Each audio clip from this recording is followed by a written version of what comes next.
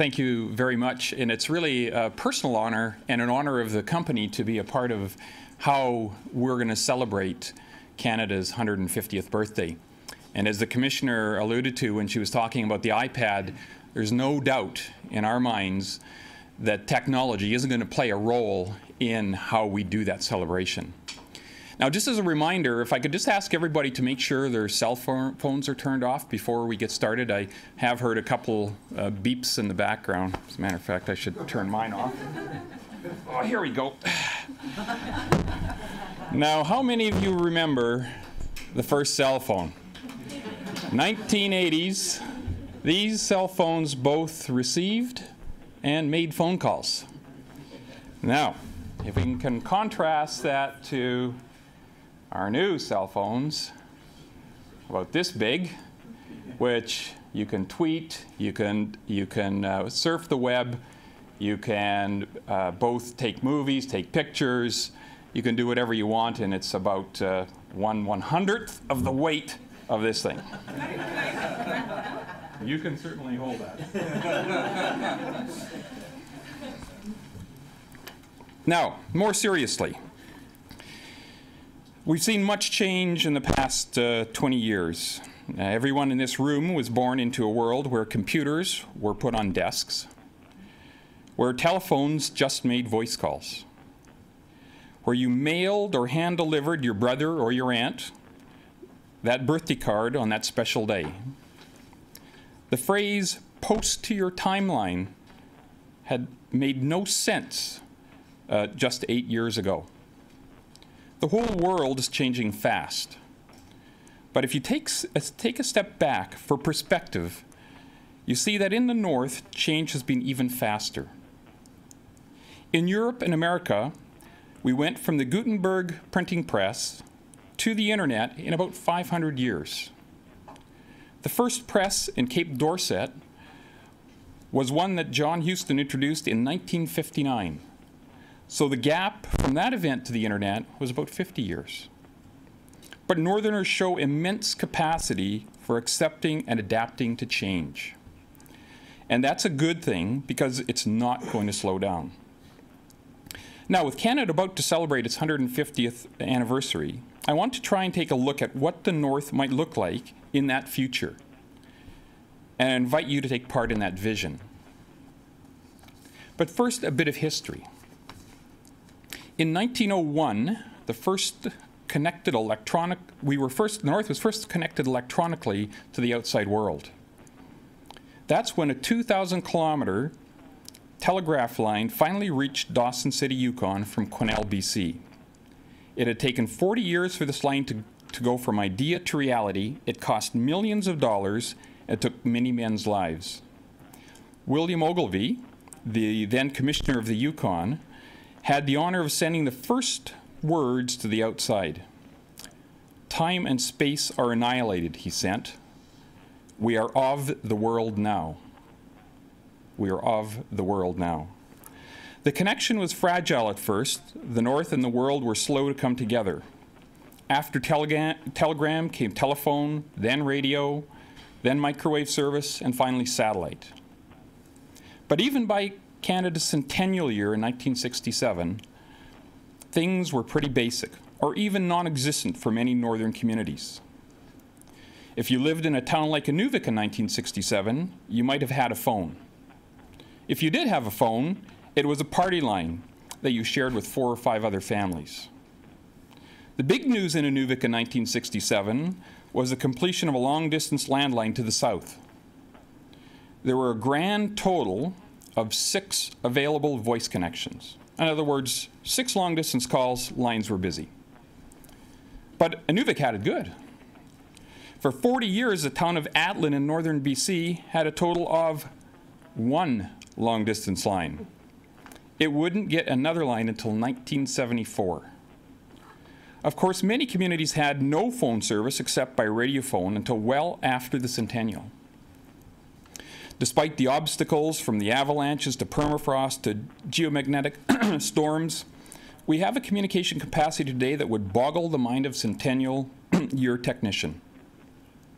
We serve 116,000 people in 96 communities, spread over 4 million square kilometers. We serve an area just a little smaller than the European Union, with one of the lowest population densities in the world, lower than the Sahara Desert. Still, all of these towns have phone service, and the majority of them, north of 60, have broadband internet access. We have nearly 4,000 kilometers of high-density fiber optic cable, enough to reach Montreal from Edmonton. We send more than a petabyte of data, the equivalent to 52,300 movies, across our lines every month. We offer our customers a dizzying array of products and services, including cable television, phone, data, and internet services. But we know it's still not enough. Our customers want more. They want it cheaper, they want it faster, and they want it everywhere. Demand has also outpaced supply since the first telegraph line was installed in 1901. But we keep trying. Despite vast distances, rugged terrain, and a daunting environment, we continue to grow and improve, and maybe to dream just a little. So let me tell you the story of what life could be like as Canada celebrates its 150th birthday in 2017. Well, maybe a few years past that, but not many. It's a story of a man we'll call John.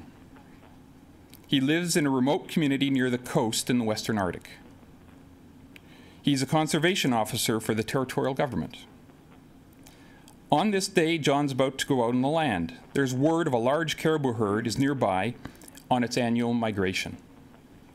John may live in a community of a few hundred people, 1,000 kilometers from a city of any size at all. But his life is very much plugged into the wider world. His wife is a nurse practitioner at the local health clinic. She left home early this morning for a video conference with doctors in Edmonton, consulting about a particularly difficult pregnancy in town. His adult son is an artist. He's busy developing a First Nations art co-op. They sell their works to a global audience via the internet. He's organizing a gallery show in Europe this fall. His daughter is homeschooled, if you can consider the virtual classroom she attends homeschooling. She's taking university classes in economics, being taught by one of the top professors at McGill. John sets out in his Skidoo, guided by onboard GPS. For safety, his machine constantly updates his position and status with the local head office. A camera on the dash lets anyone tag along through a video feed and watch where he's going. About an hour out of town, he spots first sign of animals. It's scat. He takes a sensor stick out of his equipment bag and waves it over the pellets on the ground. A few moments later, he gets a readout. It was left by a 3-year-old male in good health, ready to breed. He uploads the information to a cloud database for analysis of the animal. How is this possible? Well, in John's world, the radio collar is a thing of the past. These days, microscopic machines, nanotechnology, is salted in the caribou feeding grounds. Some of these miniature robots are digested by the animals. They do no harm. The same machines are used on human patients in hospitals in John's world to cure cancer and treat heart disease. These sensors collect information about the animals. Others are like little ticks. They attach themselves to the hair of the animal's body and crawl up to the head or the back. Some treat disease, others have miniature cameras that can send feed out to the nearby receivers. Planted by the thousands or tens of thousands, the nanobots have revolutionized what is known about the caribou. Large percentages of the herd's health can now be monitored and protected. Information about the herd is available publicly and can be crowdsourced for analysis. Management is no longer done by guesswork, by hard fact. The spread of disease, predation by wolves, the success of the birthing season can all be monitored in real time. Despite climate change and habitat loss, the herds are thriving. The herds even have international fan bases thanks to the internet. At any time, there are 10,000 people monitoring the herd. Calving season is wildly popular, especially among school kids in the south. John's day is busy. He finds the bulk of the animals in migration rolling over the hills in living waves. He uploads new video and audio from the event live. It goes viral. Another $1 million raised for caribou research as a result. Then something catches his eye on the horizon. Out in the ocean, he sees a ship moving along the coast. He hadn't heard of any scheduled ships in the area. He takes a picture and notifies authorities back at the village. They alert the nearest Coast Guard base, who send out a helicopter patrol. With so many eyes on the area and underwater listening devices linked to the network, nothing travels over or under the Northwest Passage without the Canadian government's knowledge. Then alert sounds from the display on a snow machine. A satellite feed warns there is a sudden snowsquall coming. It's likely to last a few hours. A quick online search finds an emergency shelter a few kilometers away. Using his onboard GPS, he makes it there, even though the last 10 minutes of his trip were in a blinding whiteout. It looks like John will be there overnight. He contacts his house, tells his wife the situation. The cabin is well stocked and comfortable. It's not such a bad thing to be stranded. The one problem, the wet snow on the satellite dish has gummed up his high-speed access. He'll have to wait to get home to watch the Stanley Cup Finals. Thank goodness he can still program his DVR from the shelter. None of what I've told you is wild science fiction. Much of it is possible even today with enough resources. In the case of the nanotechnology, the first prototypes are on the drawing boards. With the right commitment to our customers, our environment, and our sovereignty, this vision could be a reality well before the last person in this room retires. Northwestel has that commitment. By the end of 2017, we'll have spent nearly $250 million on modernization of our equipment in 5 years, and we're ready to do more. I've been asked to throw out a challenge to this group to consider the possibilities for celebrating our 150th anniversary as a nation. I would ask you to consider these. How could we best use the connectedness we have now to realize the world that I just described? What software is needed to help us monitor the health of our wildlife, the impact on climate change on the environment? What knowledge base do we need to effectively market Northern culture to the wider world? What apps, what websites should be developed? Why can't our most gifted children receive the benefit of the best education? Can 3D imaging and even robotic surgery become commonplace in the remote communities? What new satellite systems and broadband capacity should we implement to link this land in all its beauty and vastness to the wider world?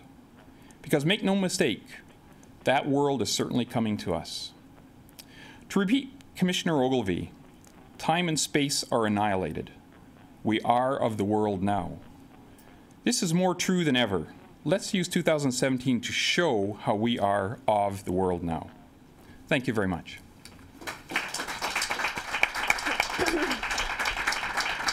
I think we all know that Northwestel has done lots of heavy lifting. Can't believe you carried this around all day.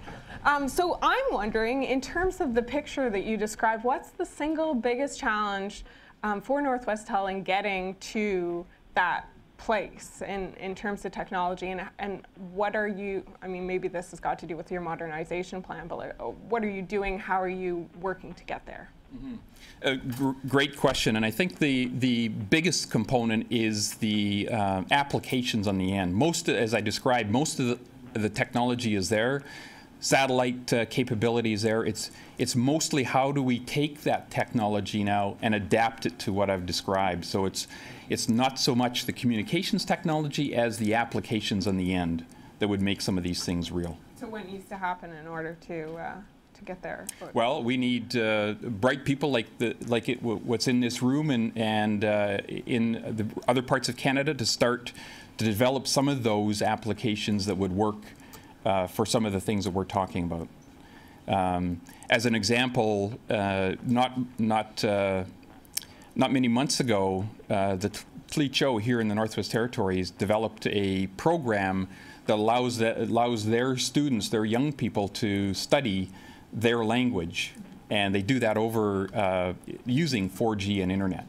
So it's those types of things that will help get to that vision. Yeah, as I understand it, Tlicho region doesn't have cell phone service yet, or doesn't have 4G cell phone service They yet. will soon. So I've heard. Okay, thank you.